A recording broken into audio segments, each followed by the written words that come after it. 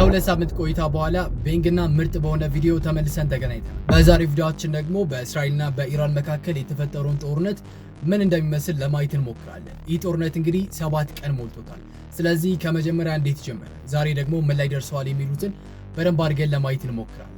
ስለዚህ እስከ ቪዲዮ መጨረሻ ድረስ አብራችሁን ቆዩ። ይህ ጦርነት የጀመረው እንግዲህ እስራኤል በጁን 13 ኦፕሬሽን ራይዚንግ ላይን የሚያንሰራራው የአንበሳ ተልዕኮ ባለችው ጥቃቷ በኢራን የሚገኙ ከፍተኛ ባለስልጣኖችና የኒውክሌር ሳይቶችን ከፍተኛ በሆነ መንገድ በማጥቃት ነው ይህ ጦርነትን እስራኤል የጀመረችው ማለት። ያው እንደነገርኳችሁ እስራኤል በመጀመሪያ ቀን በኢራን ላይ በፈጸመችው ጥቃት ከፍተኛ የሆኑ የኢራን ባለስልጣኖች ተገድለዋል ብያቸዋለሁ።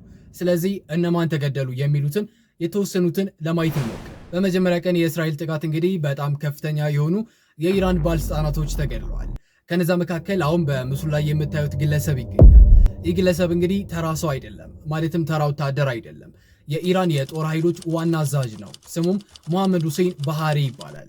ይህ ሰውዬ እንግዲህ በኢራን ከሚገኙ ትልልቅ ባለስልጣኖች መካከል ሁለተኛው ነው። ማለትም አገሪቱን ከሚያስተዳድረው ከአያቶላ አሊ ካሚሊ ለጥቆ ማለት ነው። እንግዲህ ትልቅ ባለስልጣን መሆኑን በዚህ ማወቅ ትችላላችሁ። ይህ ሰውዬ እንግዲህ እስራኤል በመጀመሪያ ቀን በኢራን በፈጸመችው ጥቃት ከተገደሉት ባለስልጣናቶች መካከል አንደኛው ነው።